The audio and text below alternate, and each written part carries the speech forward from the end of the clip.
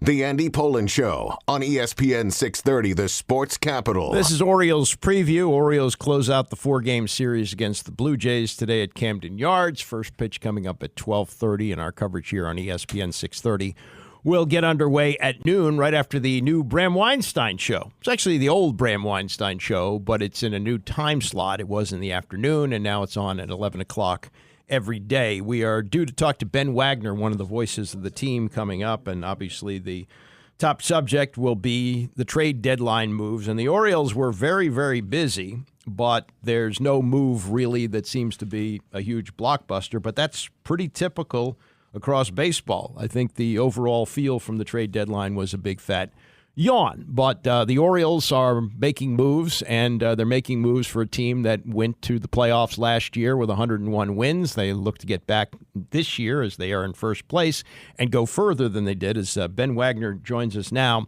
what's the feel in Baltimore with all the moves that were made at the deadline? Well, I think if you look, and good morning, everybody. Good morning. I think if you look at the overall, need that everybody went into the trade deadline and spent the last 4-6 weeks thinking about and really addressing and zeroing in on. The Orioles went out and they addressed what they needed. They needed some starting pitching depth. They needed some guys that are going to be more consistent. You wanted to have some acquisition of consistency more than anything. You don't want somebody jumping into the rotation that's inconsistent. And I think with Rogers, certainly with Eflin, you're going to get a lot of innings. And the setback recently with the inconsistency from the starting rotation has been early runs and running into trouble and walks. So you get a couple of strike throwers, you get a couple of guys that can go out and harness a lot of innings and coverage so you don't, hopefully, start to give these guys in the bullpen a little bit of a blow, and that can level some waters on the back end. And I really thought that they needed a couple of relievers to address some things that kind of they've been fighting the last couple of months, and they went out and they did it. Is there a big splash? Certainly not. Did Blake Snell walk into the Orioles clubhouse? Well, you know what? Garrett Crochet didn't walk into anybody's clubhouse. So the market was very, very much a seller's market across the game. You had to make a lot of tough decisions, especially when it comes to the pool of prospects, and the Orioles made advantages where they thought that they could take a step forward and improve the ball club at the major league level, and that's the most important thing right now. How are you going to win ball games down the stretch?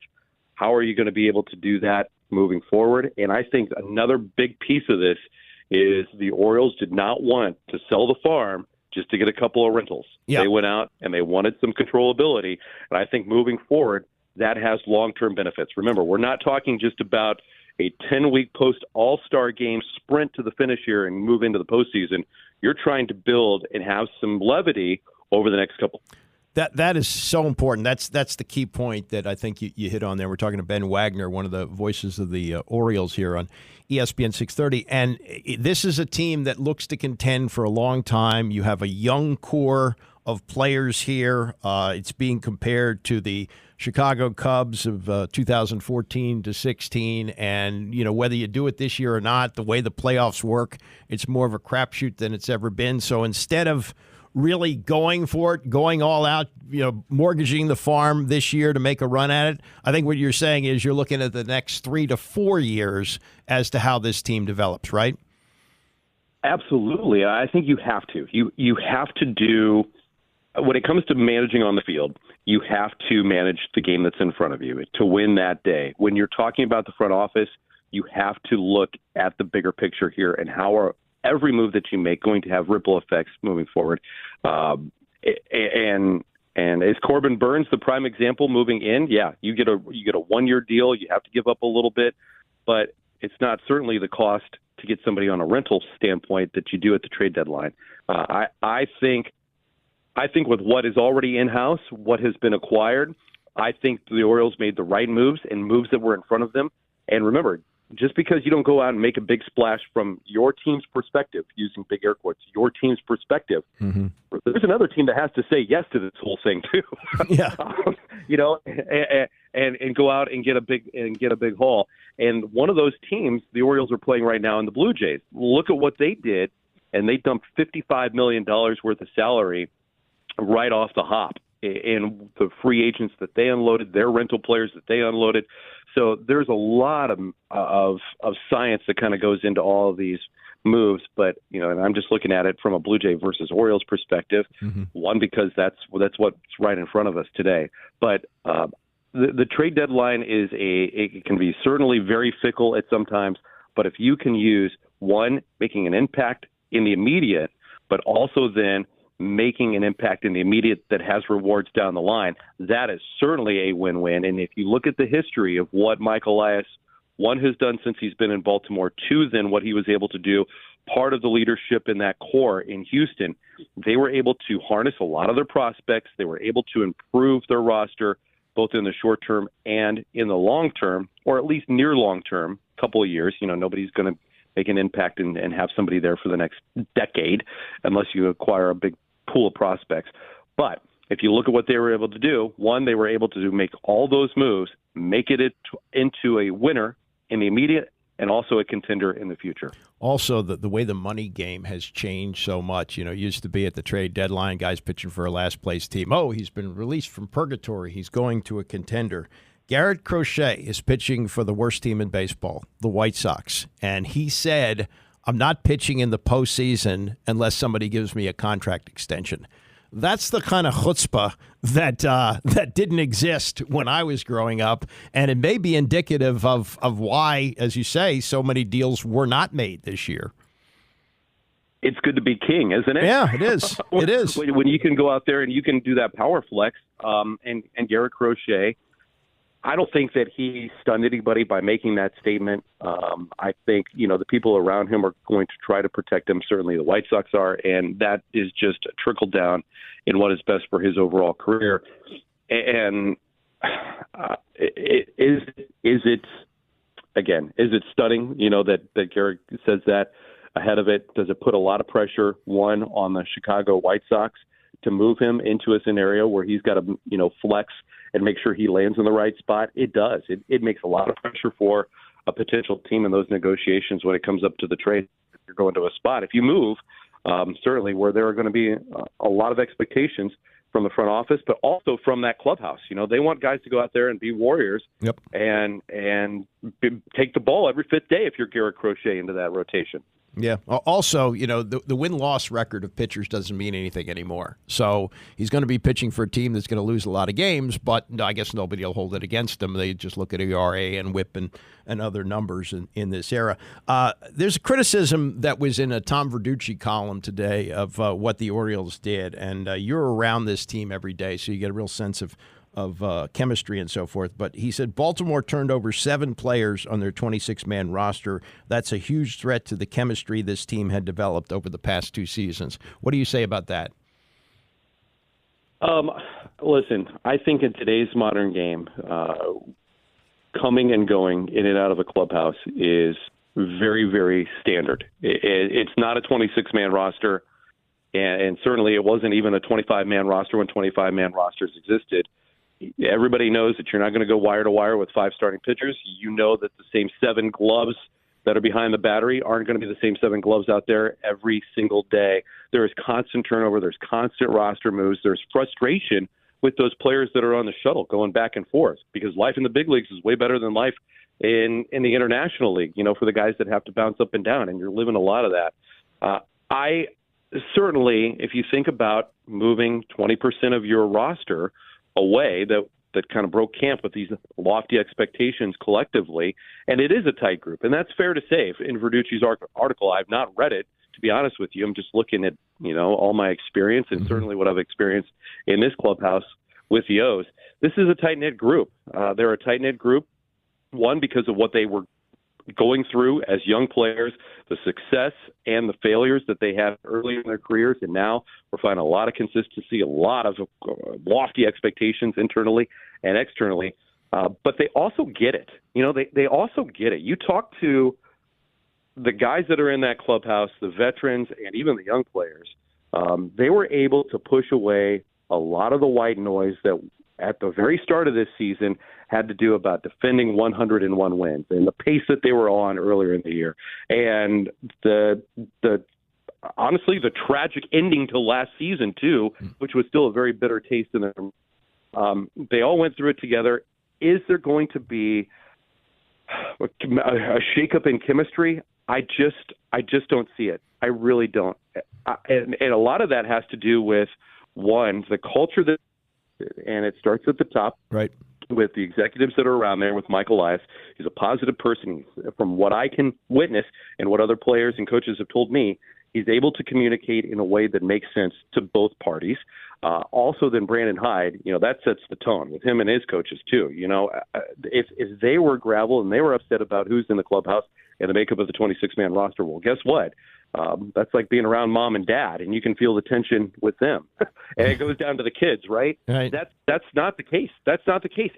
And we have to remember, when you identify people to bring into the clubhouse at the trade deadline, do you look at statistics? Absolutely. Do you look at periphery? Yep.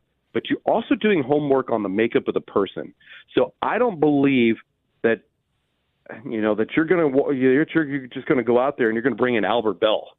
Right. You're not going to go in there and bring in somebody that's going to be a lightning rod in the middle of that clubhouse in a negative way, and make it all about that individual and take away. Ultimately take the number one goal, but also try to make the storyline about themselves. In a very short sample size, I just don't think that those type of individuals are heading in to the Orioles clubhouse, and I don't think the Orioles would identify those type of players to bring into that scenario. Last thing, Ben Wagner, one of the voices of the team, you mentioned the shuttle. Jackson Holliday is back, and his coming up in April, was it April or May? It was really hyped, and they said he was there for the long term, and he was back down in a month. They must be really confident that whatever he was dealing with earlier in the season is gone, because if it goes that way again this time around, don't you think that could be really damaging? Well, it certainly would be a setback, and there have been a number of things down in AAA since he was optioned in May that Jackson has been zeroing in on, and most recently has been health. Remember, he's been injured. He had the elbow thing that really sidetracked the start of this season. Despite the disappointment of coming up to the big leagues and struggling at the plate, he had to overcome a couple of injuries when he was down in AAA. And they kind of worked him back in here slowly. Got him some at-bats once the elbow checked out, then got him out there to play defensively at second base. So, one, he had to get his body right. Two, then, that's when the real work started with the swing. And that swing overhaul was something that was identified even before they took him off the Major League roster and came up with a game plan for him to work with Britton down there in AAA at Norfolk. To get that adjustment done, because he was exposed. That's the bottom line. They found the hole. They exposed him at the major league level. Jackson just this morning talked a little bit about it with the reporters, said that he understands that's part of the game. And for players, especially the guys, that don't even have 5 o'clock shadow yet, that's a really tough thing to wrap your mind around, because very, very few moments in their life have they failed at anything. They've always been the best player when they step on the field and had success with whatever they wanted to do, because they're so stinking talented. So now he's facing the best of the best. He's made some adjustments. Certainly, there have been many eyes and in the changes that he has made that say, you know what, these changes now hopefully will replicate success at the major league level. And after the roster shakeup with the trade deadline, the loss of Jorge Mateo, which is really devastating. That's a huge piece that's not part of this roster right now with the speed threat, the multiple positions that he can play. Jackson Holliday is going to be needed, certainly. Okay. You expect him, I guess he's in the lineup until Mateo comes back, essentially, right? And then they make a decision? Probably, right? You know what? I did not check the roster. I thought they put Jorge on the 60. Okay, so he's out maybe most of the season. Yeah. Which pretty much zeroes you into the end of the year. So that's I'll have to check my homework on that when we hang up. But that's my belief. But okay. Yeah. Hey, good to talk to you as always. Continued success, and maybe we'll catch up again before the end of the season. That sounds great, Andy. Thanks so much for the time. And thank you. Always enjoy chatting. You too. That's Ben Wagner with the Orioles. Some interesting stuff there on chemistry and so forth. And Jackson Holliday Back up. We'll see in 12:30 game today. Coverage here at noon. Coming up, thoughts from Brandon Hyde on the trade deadline moves and the win last night over Toronto. Stay with us. It's Orioles preview on ESPN 630. The Andy Pollin Show on ESPN 630, the sports capital. Bram Weinstein coming up at 11 o'clock. Orioles close out their series with the Blue Jays today as we continue with Orioles preview coverage here on ESPN 630 at noon. Bunch of moves made just prior to the deadline and at the deadline yesterday. A total of 19 players either joined or left the Orioles organization at the deadline. The biggest move yesterday, Trevor Rogers, left-handed pitcher, picked up from the Miami Marlins for Connor Norby, who's a great prospect that just come up, and Kyle Stowers. You had to give up something to get something. And this was Brandon Hyde, manager of the Orioles, about the trade deadline move for Trevor Rogers. Well, it's a left-handed starter. I haven't talked with Mike much about it at this point, just because he's still working really hard, and it just happened not that long ago. But from what I do know, he's a guy that's had really good, 9 or 10 really good starts his last times out, and always looking for starting pitching, and hopefully he could help us down the stretch.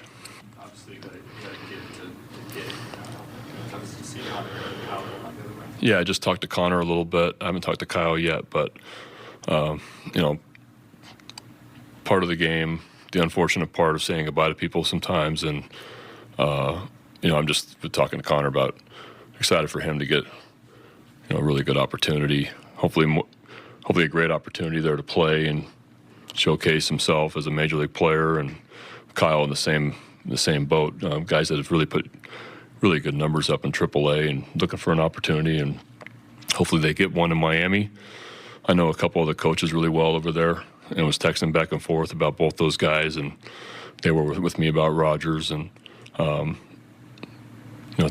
it's a good situation for them there. This puts Suarez in the bullpen, I assume. We haven't even gotten that far. We haven't discussed. We got another hour and a half, so let's see what happens.